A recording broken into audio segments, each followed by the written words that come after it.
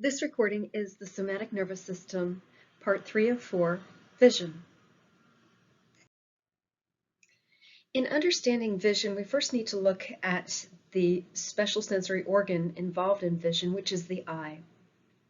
The eye includes accessory structures like the eyebrows, eyelids, conjunctiva, the lacrimal apparatus, and the 6 extrinsic eye muscles with which you should already be familiar.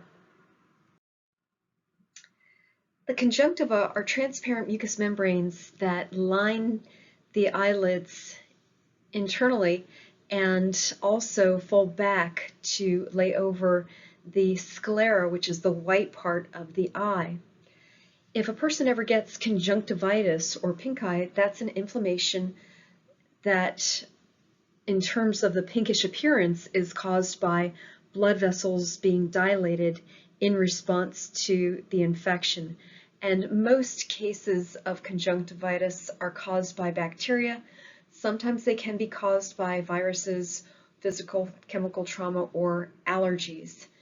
The bacterial form of pink eye is highly contagious. Now, the word palpebra is the anatomical term for the eyelid, and so this conjunctiva just underneath the eyelids is usually referred to as the palpebral conjunctiva, whereas the portion of the transparent membrane, the conjunctiva that goes over the sclera, is referred to as the bulbar conjunctiva. Those are not things you need to know for a test for me. I just wanted to let you know there's a little more to it.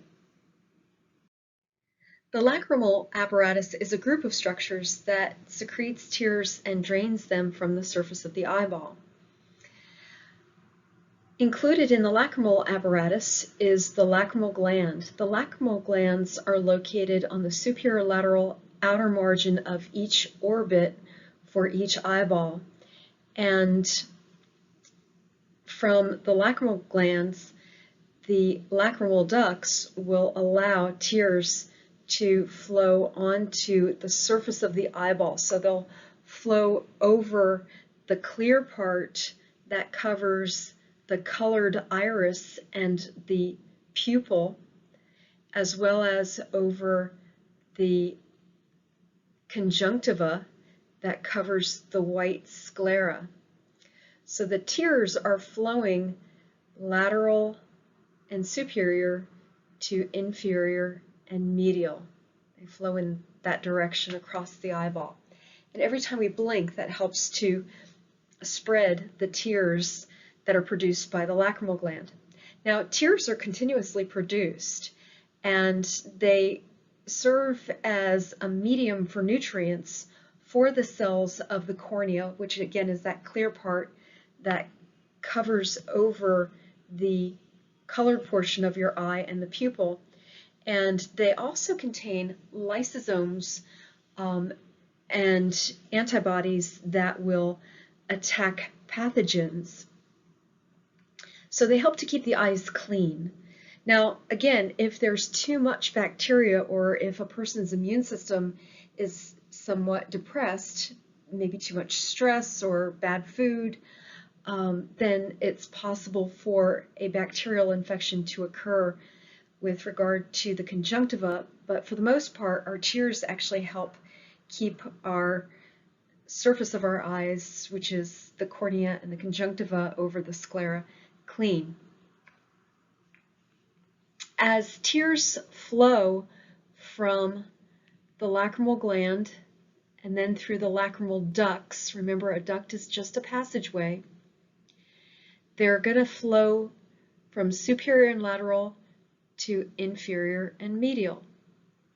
It is at this point where the tears can enter the puncta, the tiny little holes that are the openings to these little lacrimal canals.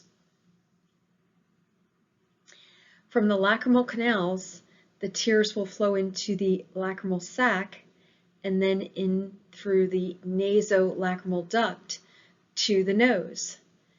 This is why when a person starts crying, that individual will also have a very runny nose, because some of the tears that aren't spilling over onto the cheeks are going through these little lacrimal canals, the lacrimal sac and the nasal lacrimal duct, to drain through the nose. And you'll notice there's also another term here, the lacrimal caruncle. There's a little piece of membrane that kind of juts outward in the medial aspect of the orbit, and that is the lacrimal caruncle. The angle of the eye medially where it meets is the medial canthus, and the lateral angle is the lateral canthus.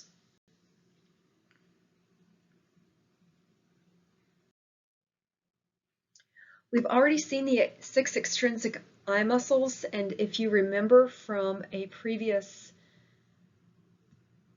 slide presentation, I taught you the formula to remember which muscles do which actions.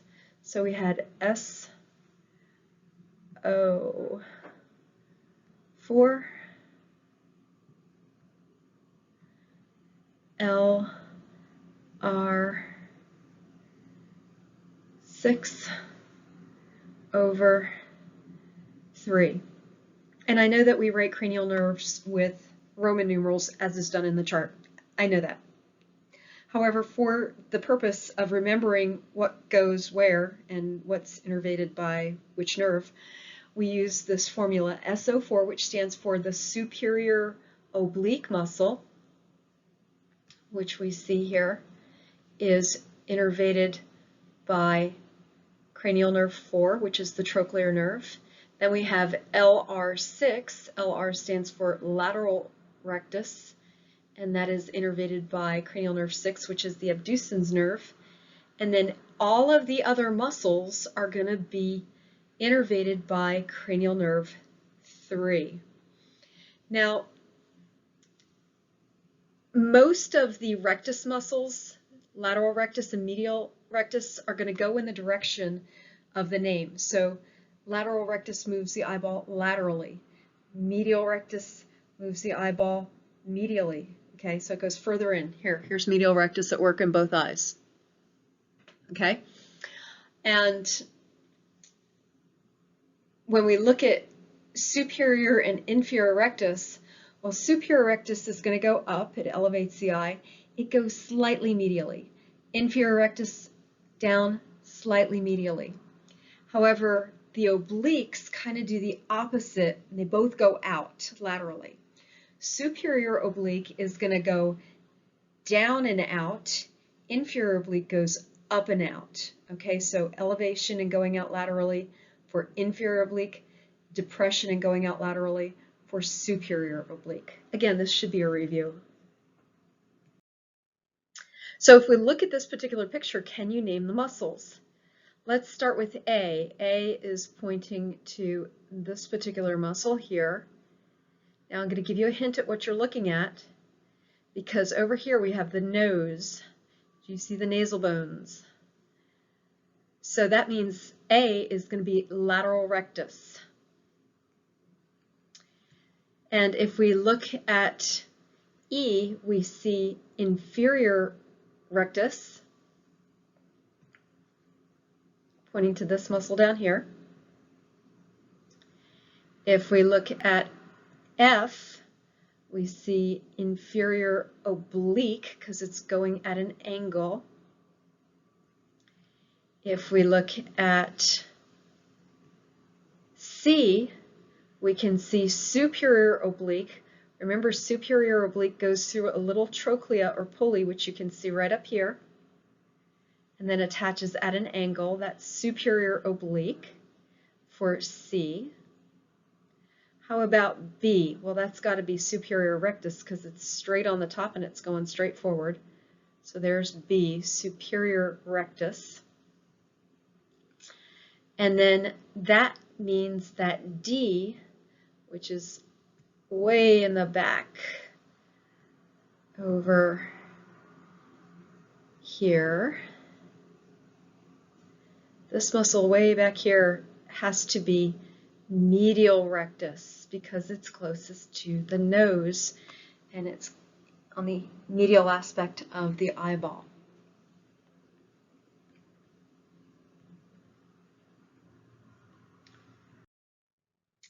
The eyeball itself is a hollow sphere that technically isn't hollow because it has things inside. The walls of the sphere of the eyeball are made up by 3 tunics or layers. The outermost tunic is the fibrous tunic. The fibrous tunic includes the sclera, which makes up the white of the eye that you can see, and the clear cornea that covers over the iris, which is the colored portion of your eye, as well as the pupil, which is the opening for light. So on the left at the picture, we see the word cornea, and we see the sclera at the top of the left. So the outer fibrous layer, including the sclera and the cornea. The middle tunic is the vascular tunic. Now, it's vascular because there's a lot of blood vessels in this layer. So the vascular tunic is made up by a portion called the choroid, resembling red because of all the blood vessels, as well as the ciliary body. The ciliary body contains ciliary muscles, which we can see here. The iris, which is the colored portion of your eye when you look in the mirror, and intrinsic eye muscles. We saw the extrinsic eye muscles on the outside of the eyeball. Intrinsic eye muscles are found within the eyeball. Lastly, there is the innermost nervous tunic, which is made up of neurons, and this is where we find the retina. In the picture, you can see the retina in yellow, and that it does not extend all the way to the anterior portion of the eyeball. Let's take a closer look at the outer fibrous tunic. The sclera is white and opaque. It helps protect the shape of the eyeball and serves as an anchor for the extrinsic eye muscles. The clear cornea, which you can see really nicely in the picture down below at the bottom, is transparent and also helps to bend or refract light waves to help them focus into a specific spot on the back of the eyeball. The cornea is well supplied with nerve endings, especially nociceptors, and when the cornea is touched, a reflex of blinking and the production of tears will occur in response to touching the cornea. The cornea has a really strong capacity to regenerate itself and repair itself, and it is avascular. Because it is avascular, it's actually the only tissue in the body that can be transplanted with little risk for rejection.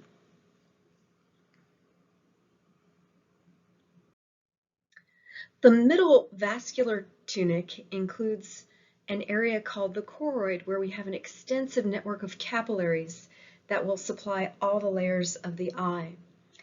We also see in the choroid, or next to it, a layer of cells, melanocytes, that produce the protein pigment melanin to help absorb excess light waves. Think about it for just a second. As light enters the eye, if there's no pigment to absorb the excess light waves, the light will just bounce around and overstimulate the photoreceptors. So by having melanin in the back of the eye, that allows for excess light waves to be absorbed, so photoreceptors are not overstimulated.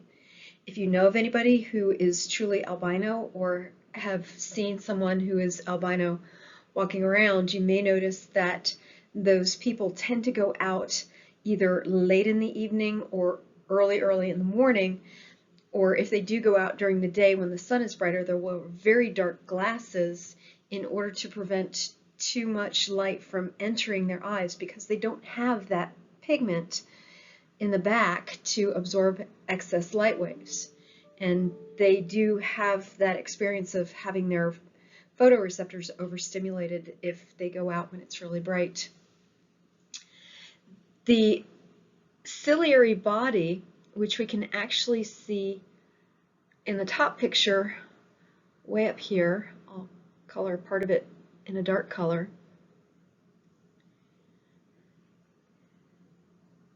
helps produce aqueous humor, which is a watery type of fluid, and the ciliary body also contains ciliary muscles, which attach to the lens of the eye, which is found just posterior to the pupil.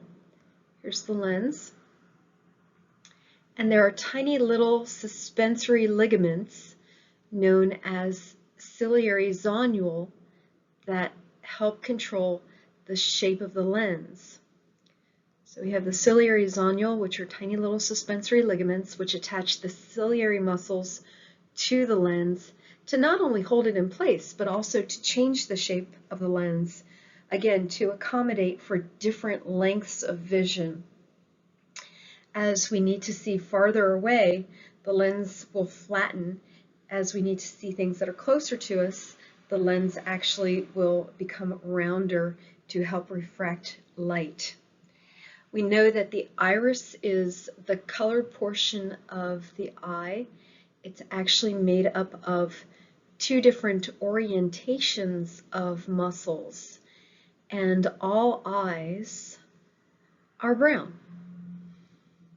because all irises contain a brown pigment. The reason that different colors appear is because there are different amounts of brown pigment that are produced, and depending on how the light waves hit the pigment in the iris, it may give the iris a bluish appearance or a greenish appearance, or sometimes you'll see people who have blue eyes with gold in the center, or green eyes with blue around the edge. Again, it's all brown, it's just there's different amounts of brown pigment that make irises have a different appearance in their color. We'll talk about the two muscles that make up the iris of the eye in just a little bit. This takes us again to the ciliary body. We can see the ciliary body here in the upper picture. You can see that it has a muscular portion, the ciliary muscle, which forms a structure known as the ciliary ring, and then there are little processes or projections to which the suspensory ligaments, the ciliary zonule, will attach, and these are referred to as ciliary processes. Now, you do not need to know about the ciliary ring and the ciliary processes, but sometimes in explaining what these structures are, maybe it will give you a little bit better idea of how these things are joined together. So the suspensory ligaments, or ciliary zonule,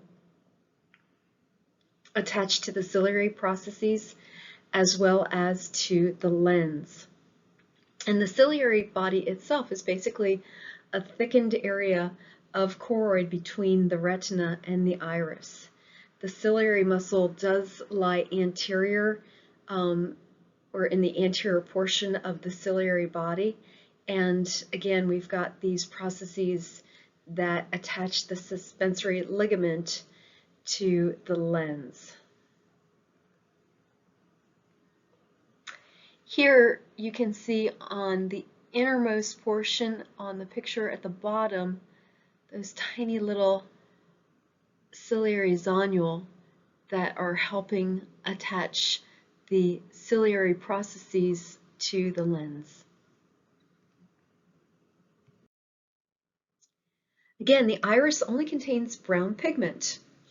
The less pigment and the location of the pigment actually determine what color appearance eyes will have, whether they're blue, green, gray, or brown. And we talked about the fact that the iris is made up of two muscles. One group of muscles is oriented in the direction of a circular formation, and this is the sphincter pupillae muscles. The sphincter pupillae muscles will constrict or decrease the size of the pupils. The dilator pupillae muscles are arranged around the pupil, kind of like spokes on a wheel. So they are oriented in this fashion. And when those muscles contract, they are going to dilate or increase the size of the pupil. So these muscles are activated depending on which portion of the autonomic nervous system is active. For instance, in a fight-flight sympathetic response where a bear is in the vicinity and you have to run away from the bear, well, that is the sympathetic nervous system that becomes activated, and the dilator pupillae muscle will contract, increasing the size of the pupil, opening it up to let more light in so a person can see where to run when he's running away from the bear.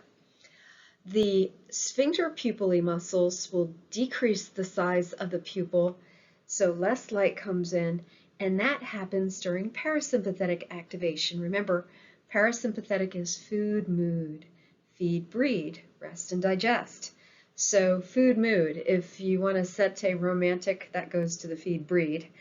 Candlelight dinner, you know, the lights are dim, candles are lit, and again, you don't need a lot of light to eat and relax or participate in procreative activities.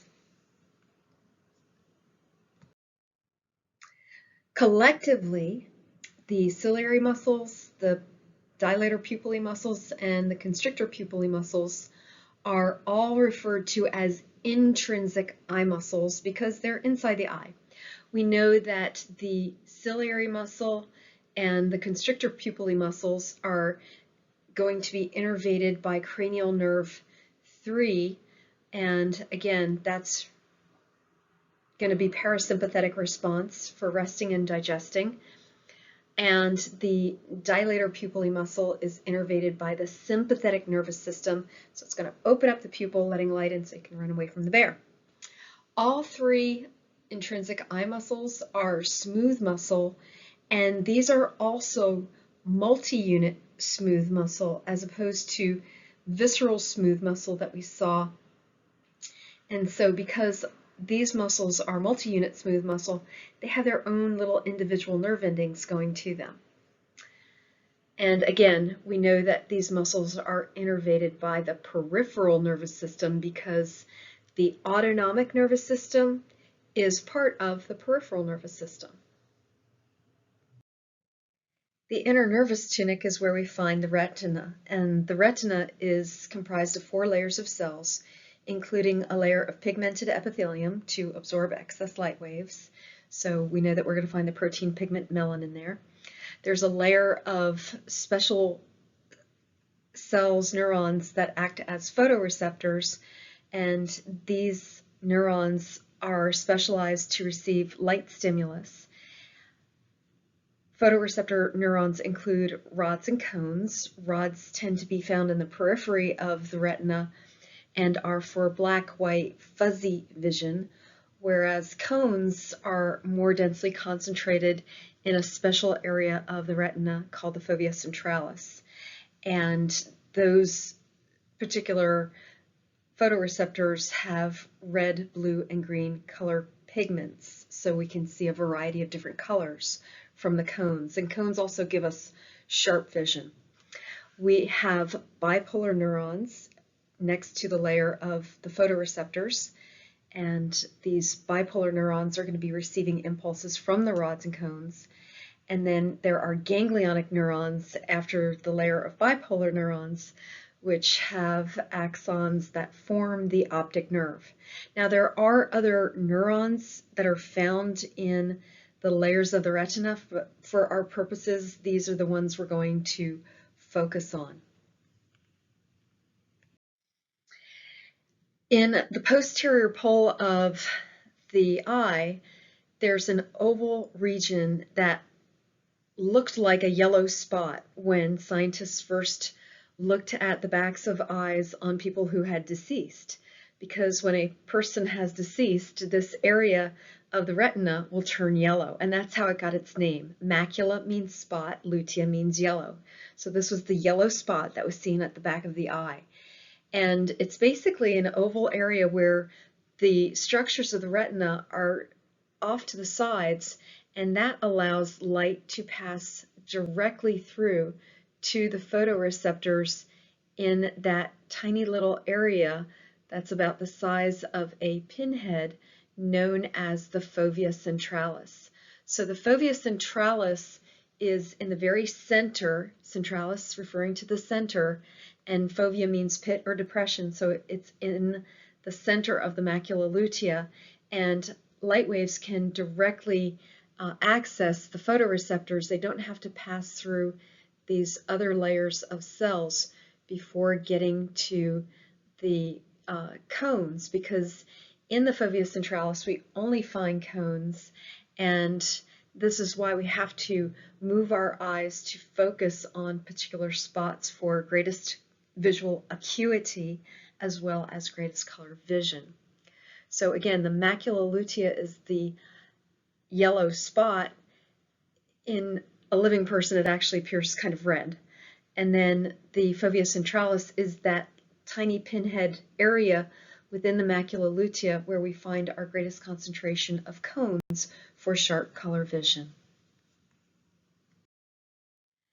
This takes us to a picture of the layers of the retina. Here we can see, if you look at the bottom right picture, look at the top right aspect of that where you see the word choroid. Remember, that's the vascular portion. And then next to it, we can see a little line, which is the pigmented layer of the retina. Then we see the nuclei of rods and cones, and then the nuclei of bipolar cells, and then you see the nuclei of the ganglion cells, these purple dots here, and it's the axons of the ganglion cells that will form the optic nerve.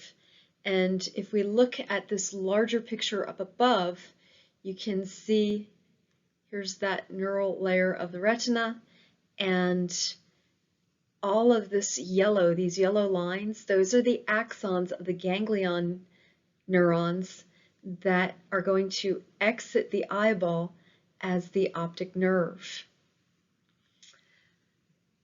If we look at this picture to the bottom left, you can see the pigmented layer of the retina at the bottom on the right-hand side where it's labeled. You can see the little packets of melanosomes with melanin inside. We can also see the purple-shaped rods and the yellow-shaped cones. We know that cones have 3 different kinds of color pigments. There are cones with red, green, and blue pigment. And we also see the bipolar cells and the ganglion cells. Now there are different cells, as I said. There are horizontal cells and amacrine cells, just to name a few, but for our purposes, we're just going to talk photoreceptors, bipolar cells, and ganglion cells. If we were to look at the fundus, which is the curved portion of the posterior aspect of the eyeball, any curved portion of an organ can be called a fundus. So there's the fundus of the uterus, which is the top curved portion of the uterus. There's the fundus of the stomach, which we'll learn in AMP2 is the top curved portion of the stomach. And then the fundus of the eyeball is that curved back portion, and when an ophthalmologist uses an ophthalmoscope to look at the back of the eye, that is technically a fundoscopic examination. So here we see at the bottom the macula lutea. In a living human being, it has a reddish appearance, and it's in the very center of the macula lutea where we find the fovea centralis. Now you can see there are arteries coming into the area of the retina and veins exiting away. It's harder for people who don't know how to tell the difference, which is an artery and which is a vein. It really doesn't matter.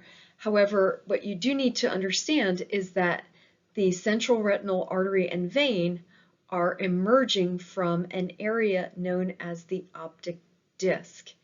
And the optic disc is the area where all the axons from the ganglion cells gather together to exit the eyeball as the optic nerve.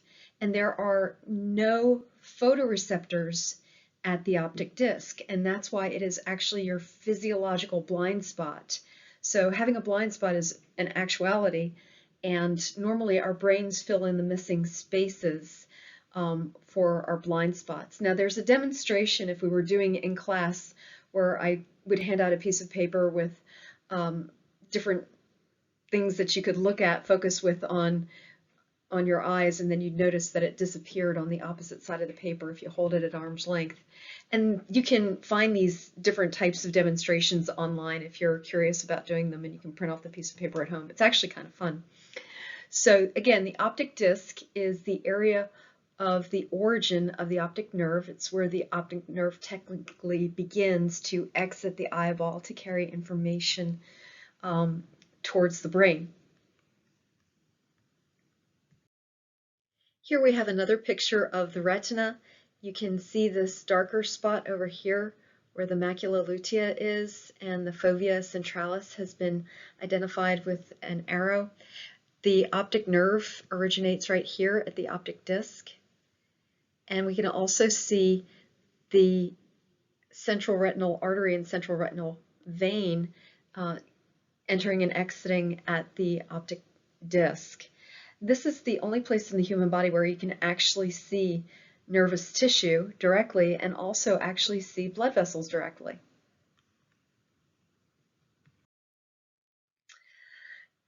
Sometimes when people suffer a traumatic blow to the head or repeated traumatic blows to the head, as is often the case with individuals who do boxing or MMA, or if there's some kind of traumatic force, bungee jumping is a great way to give the entire body whiplash.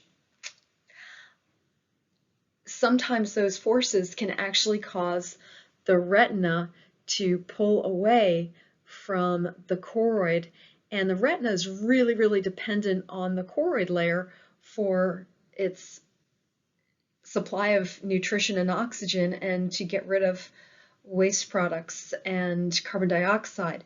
So if retinal detachment occurs, where the pigmented and neural layers separate, allowing a kind of jelly-like fluid called vitreous humor to seep in between the two, that can cause permanent blindness. So it's really important to catch any kind of retinal detachment early. It can be fixed. They can use lasers to reattach the retina, or sometimes they might actually put a band around the eyeball. It looks like a big rubber band, and it kind of helps to push the retina back against the choroid, the vascular layer. So that is a possibility for certain sports, retinal detachment. Sometimes it can occur idiopathically without any known reason or cause.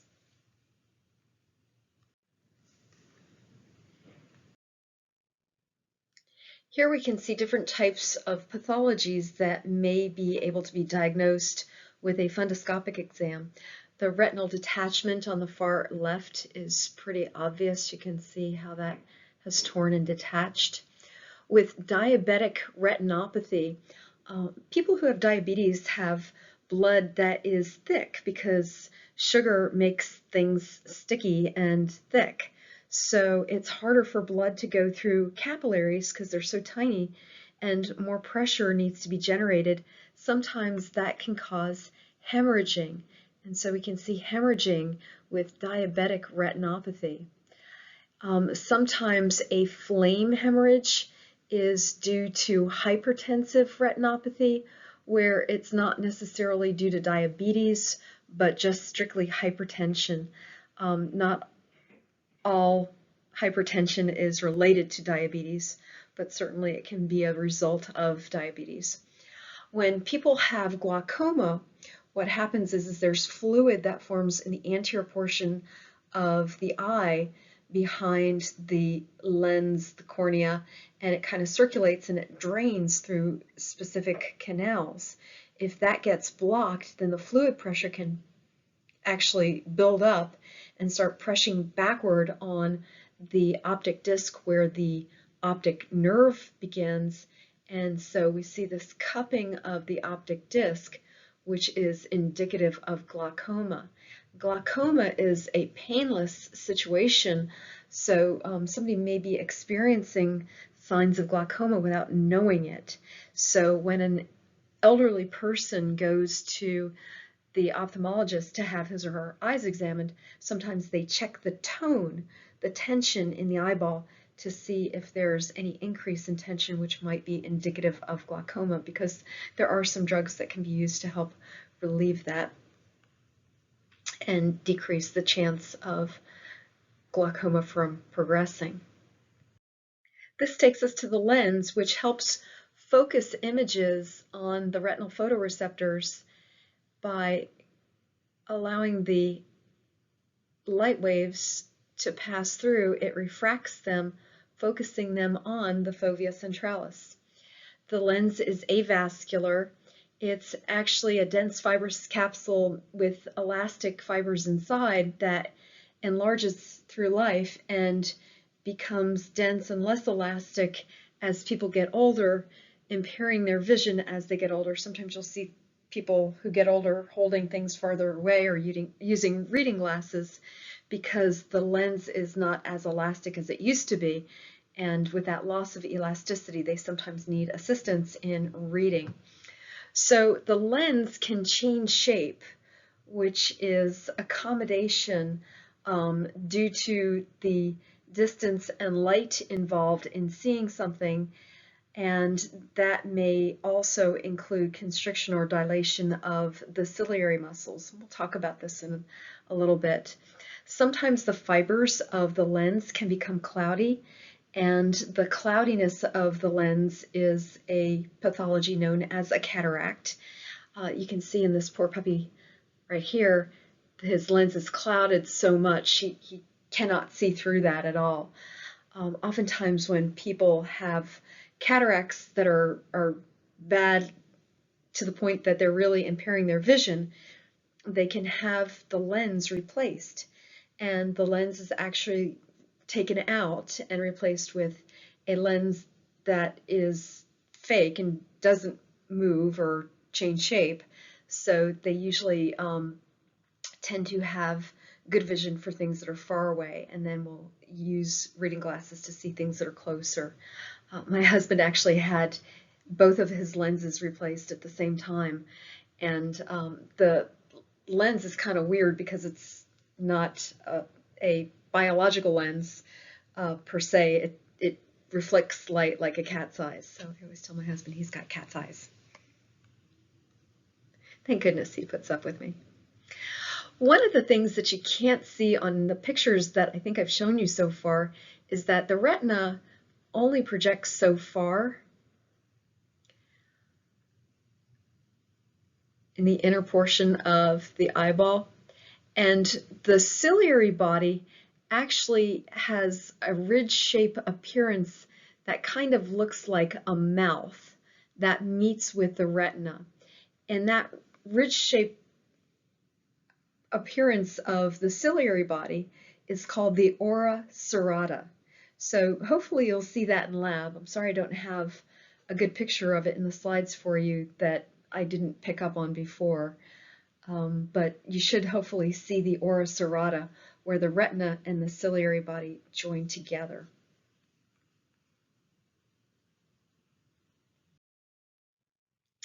This is going to take us to the cavities of the eyeball and the types of fluid that we find inside of them.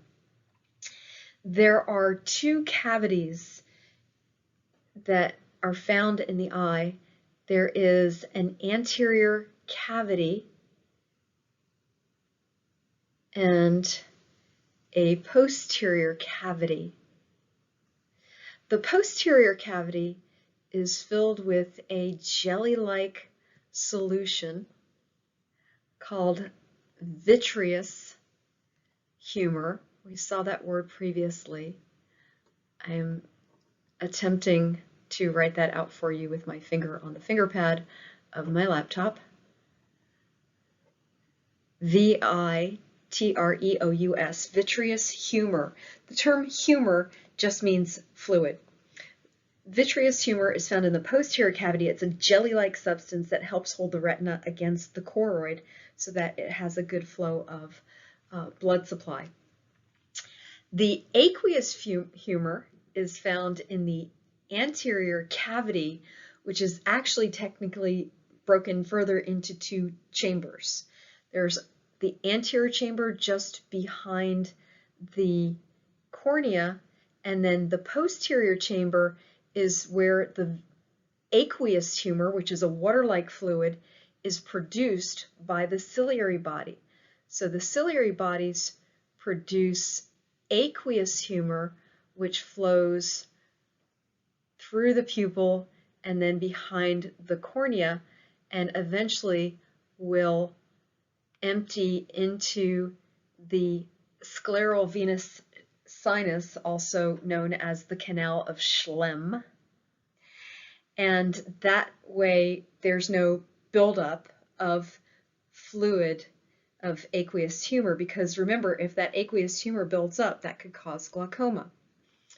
So the aqueous humor flows slightly behind the lens and in front of the lens, through the pupil, and behind the cornea. And basically, the blood vessels in the ciliary body are going to provide the source of fluid because the fluid's being made from the plasma. And then after the aqueous humor dumps into the canal of Schlemm, it's actually joining the veins. So it's coming from the blood, going back to the blood. Here we have another example of glaucoma. If the anterior cavity cannot drain into the canal of Schlemm, if that aqueous humor can't drain properly, then the pressure inside the anterior cavity builds up and transfers backwards toward the optic nerve. Anytime there's pressure on tissue, it can cause the cells of the tissue to die, because if we press on the tissue, well, the cells can't get oxygen and nutrients, they can't get rid of their carbon dioxide and waste. That process of tissue death by pressure is called pressure necrosis. And that actually starts to happen to the optic nerve. We get a situation of pressure necrosis, and that can result in blindness. Again, most people who have glaucoma don't realize that there's even a problem because it's very slow, very painless. There are some late signs of seeing halos around lights or having blurred vision. Again, those are late signs of glaucoma. So usually as people age, it's a good idea for those individuals to go get checked out by the ophthalmologist on a regular basis just to check the tone of their eyes. In terms of color, we can only see visible light waves, and that's how light travels. It travels in different wavelengths. So light is essentially a vibrational type of energy, and it can bounce and reflect off different surfaces, and we see what is reflected off in terms of the wavelengths that are reflected towards our eyes. Objects have colors because they absorb some wavelengths and they reflect others. So when we look at a really nice, bright, shiny red apple like you see in the slide, it's absorbing other wavelengths but reflecting the red. And white objects reflect all wavelengths. Black objects absorb all wavelengths. And so you can see the different wavelengths that exist. In taking a closer look at photoreceptors, we see that they are modified neurons and they have outer segments that are embedded in the pigmented layer of the retina. So here we have the outer segments. You can see that term there. And you can see the melanin granules. And the outer segments contain discs. We see these disc-like structures in both rods and cones. If you look closely, you can see that. And it's within the discs that we find photopigments. And it's the photopigments that are sensitive to light, and they actually change shape when they absorb light. They're very vulnerable, and they are renewed every day. And after the outer segments, we see that we also have an inner segment. The inner segment connects to the cell body of the photoreceptor, which has synaptic terminals at the end.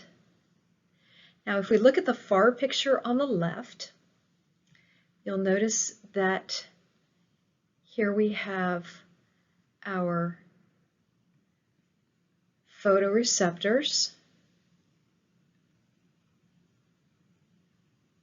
The next layer of cells is going to be the bipolar neurons in salmon color.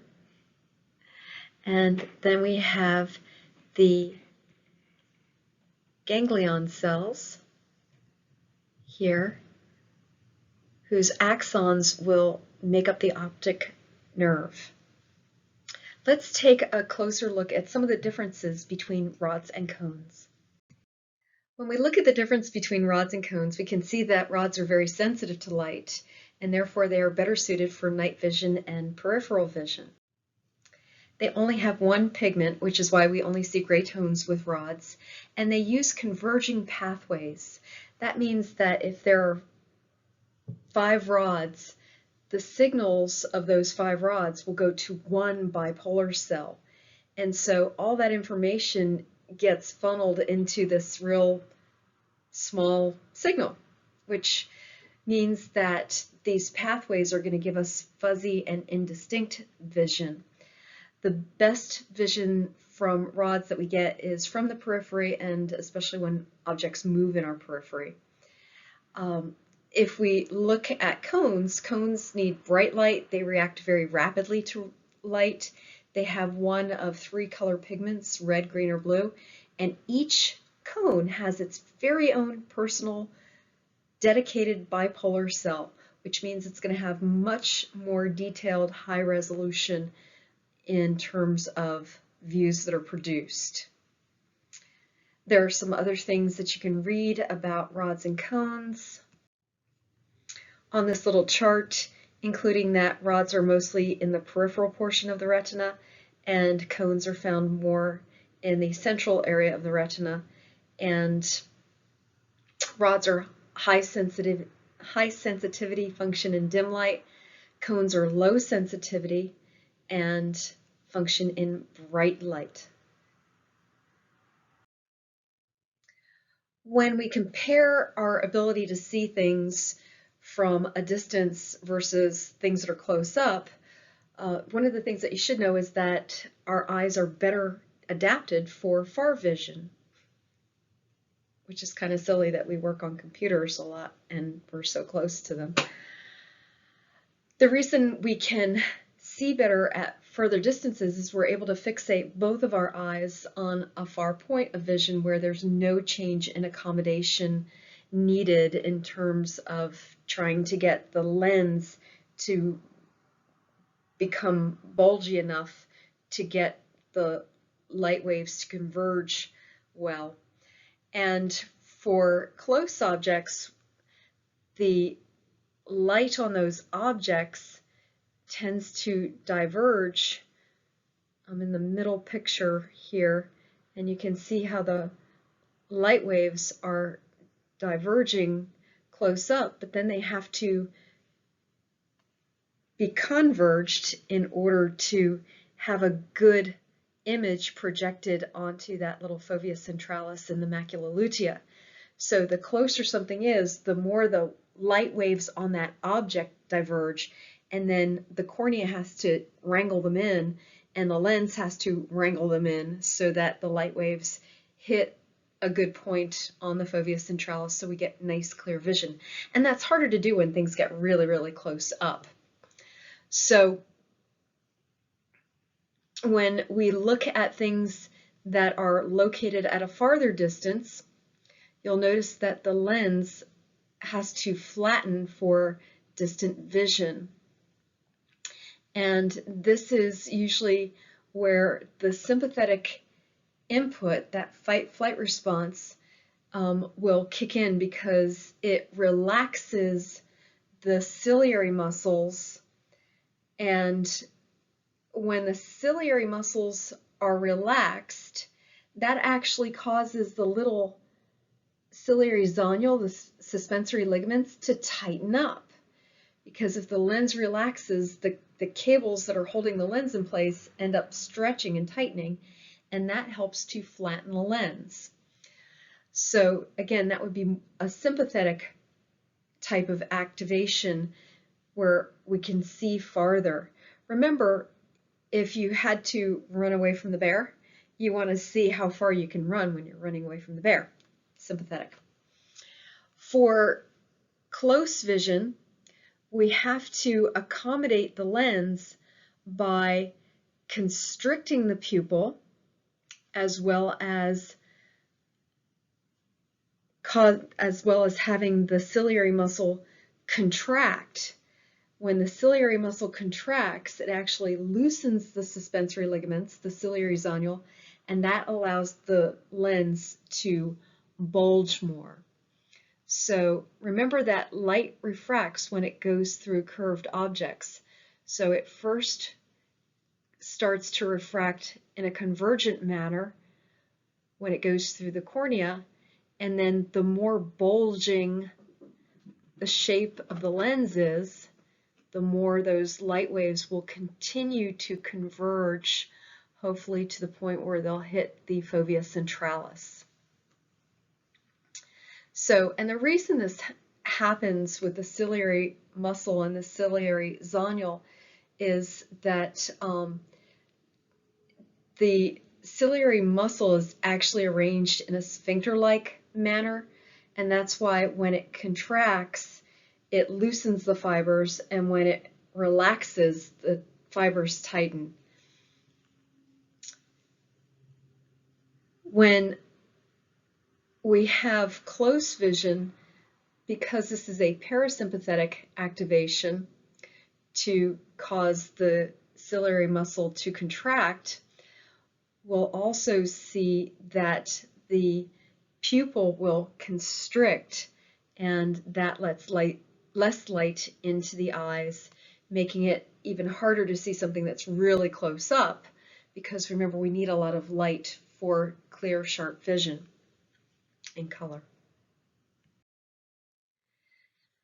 Refraction disorders can occur when eyeballs are not exactly built with the correct length or shape. And when we talk about the different terms, please understand that emmetropia is what happens when we get a well-focused normal retinal image. So normally from the light entering through an emmetropic eye will pass through the cornea, through the lens, hitting at just the right spot on the focal plane. However, if someone has an eyeball that's shaped a little too long, what will happen is that person will end up being myopic or nearsighted. because the focal plane lands before the retina.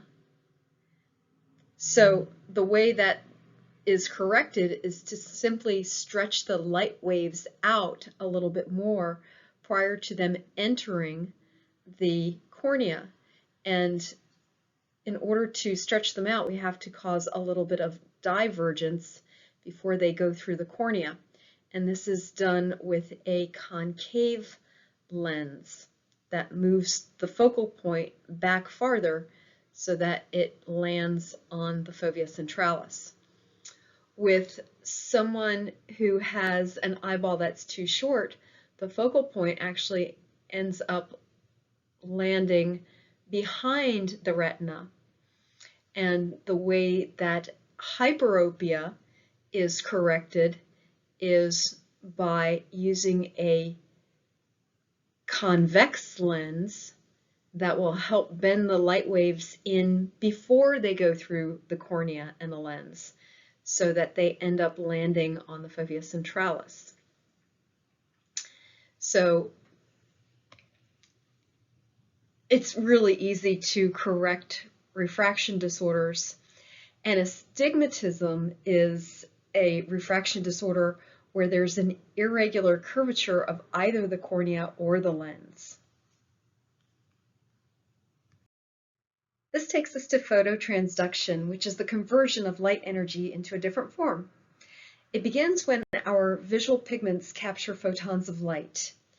If we look at this particular picture on the left, we synthesize the pigments by putting 11-cis retinol, which is this molecule which has the methane and hydrogen on this particular side of the molecule. When 11-cis retinol is combined with opsin, it forms rhodopsin. And the 11-cis retinol is actually a molecule that is derived from vitamin A. And again, when it's combined with opsin, it forms rhodopsin. Now, rhodopsin, as it forms, depolarizes in the dark, so it's getting less negative. Now, understand that voltage changes can be signals. And so in the case of these molecules, going from depolarization to hyperpolarization is a change that can trigger things to happen. So please keep that in mind. So we've got 11-cis retinol combined with opsin to form rhodopsin. When photons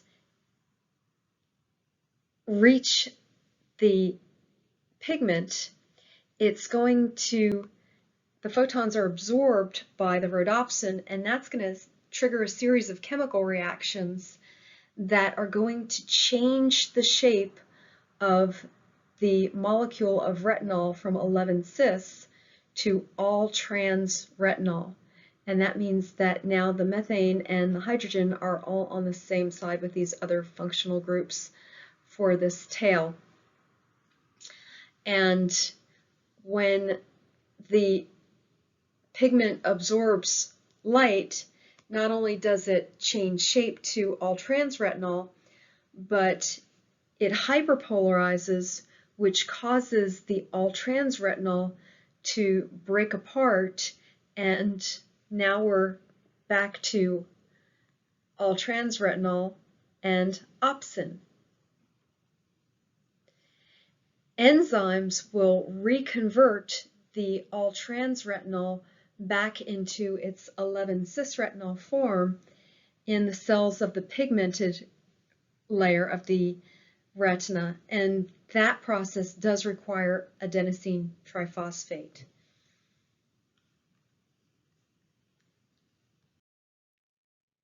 So our eyes, in order to adjust to light and dark, or adapt to changes in light and dark, remember our retinal sensitivity will adjust to the changing light levels surrounding us. So light adaptation, if you were to come out of a dark movie theater, your rods and cones all of a sudden are very strongly stimulated, breaking down the pigments that we just saw, instantly producing a flood of signals that produces a glare. They refer to that as pigment bleaching, okay? And within 60 seconds, the cones start to take over because they like bright light, and the vision that you experience improves over the next 5 to 10 minutes. Now, dark adaptation, if you walk from a bright, sunny outdoor area into a dark movie theater, initially you don't see anything because the cones stop working. They have been bleached by the light, and so the rods have been bleached as well. And that's why initially we don't see anything. But once we're in the dark, rhodopsin starts to accumulate and the retinol sensitivity in the rods returns. Usually takes about 20 to 30 minutes to see adequately, but full adaptation may last hours. So cones like bright light. Bright light tends to bleach the pigments in the rods more when we're outdoors. And then because rods are for dim light, if we walk into a dim area or a dark area, really don't see anything. They've been bleached out. But our cones love bright light, so they'll see anything in bright light. But again, as soon as you walk into a dark area, nothing's really working at that point. The cones aren't working, the rods aren't working until they start to accumulate enough rhodopsin. This takes us to the process of seeing, or vision. We know that light waves have to enter through the cornea. From the cornea, they have to go through aqueous humor, and then through the pupil, and then as they pass through the lens, remember those light waves will be bent again. They were bent initially by the cornea, which helps them converge, and then the lens also helps them converge. Then from the lens, they will pass through the vitreous humor onto the pigmented layer of epithelium where our photoreceptors are, which is the sensory portion of the retina. From there, the photoreceptors will be stimulated, and then they will communicate with the bipolar cells, which communicate with the ganglion cells, and those signals will be sent by way of the optic nerve. Now, the optic nerve has fibers that are medially oriented and fibers that are laterally oriented. The lateral fibers see the medial field of vision. The medial fibers see the lateral field of view. And the medial fibers are the only ones that cross at the optic chiasm. Only the medial fibers. The lateral fibers, as you can see, continue on the same side. Now, whether they cross or don't cross, all of the fibers for vision are going to end up on one side of the cerebrum or the other at the lateral geniculate nucleus of the thalamus. Please know that term, the lateral geniculate nucleus of the thalamus. From there, the fibers radiate, becoming optic radiations, where they end up at the primary visual cortex of the occipital lobe, where the sensation is sent. Remember, it's the visual association cortex that gives us meaning to what we see.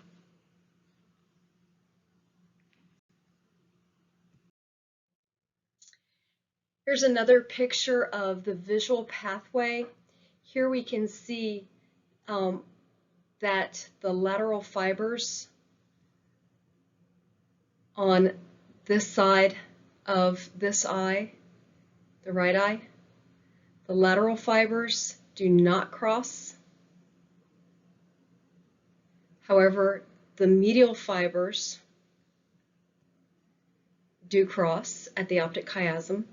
Sometimes you'll see the term optic chiasm, sometimes you'll see optic chiasma. Remember that the lateral fibers see the medial field of view, and the medial fibers see the lateral field of view. So if we had damage here to the optic radiations, then that would give us blindness on the left side of each eye. So that particular problem is known as unilateral hemianopsia. Anopsia, or sometimes you'll see the term anopia, is without vision. One of the things I did not get to mention, which I want to throw in now, even though it's a little bit late, hopefully you're watching this, is that the prefix presby means old.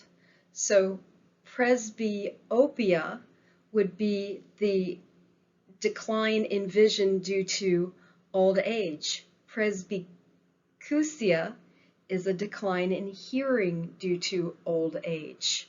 So please understand those terms as well. When images pass through curved structures that refract light, that can change the image, and as the image that's projected onto the retina reaches the retina, it's actually projected as an inverted and reversed image. And that inverted reversed image actually is maintained as the image goes all the way to the visual cortex. However, our brain helps to correct the information so we know which way is up and which way is down. Objects at different distances will actually fall on different spots of our two retinas due to the distance between our two eyes. And the brain actually extracts depth perception because of the two-dimensional information that we receive from our visual field. And you can see the disparity between the two eyes if you hold your thumb out in front and just switch opening and closing, blinking your eyes, your thumb will appear to move. Again, that's what's called retinal disparity. And if a person were to become blind in one eye, then that individual would actually lose depth perception. We know that visual information will go to the primary visual cortex in the occipital lobe to have that sensation, and it will also be further processed by the visual association cortex. There are also other pathways or streams to process visual information. These streams include the ventral visual stream, which helps to identify visual stimuli and their significance and may play an important role in visual stimuli becoming part of memories by sending that information to the temporal lobe. So basically, it's helping to determine more about what is this information and what memories are going to be created. The dorsal visual stream helps us to locate objects in space, thereby guiding our movements in response to that visual input and influencing potentially the motor functions that could occur from the frontal lobe. Remember that our precentral gyrus in the frontal lobe is where we have our primary motor cortex. When it comes to visual acuity, most people are familiar with 20/20, which means that a person is able to see clearly at 20 feet what a normal person sees at 20 feet.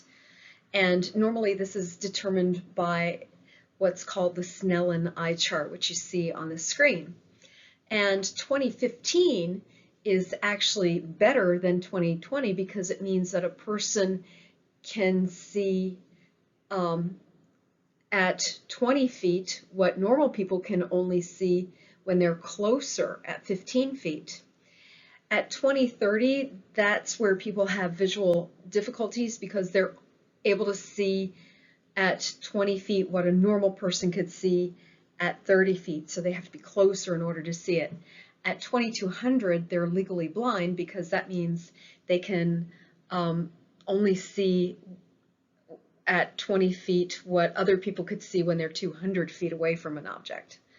So there's a good video. It's a video about 25 crazy facts about your eyes. If you're interested in checking that out on YouTube, you're welcome to do that. And this is the last slide for this particular presentation. Woohoo! We've got one more slide presentation for this chapter.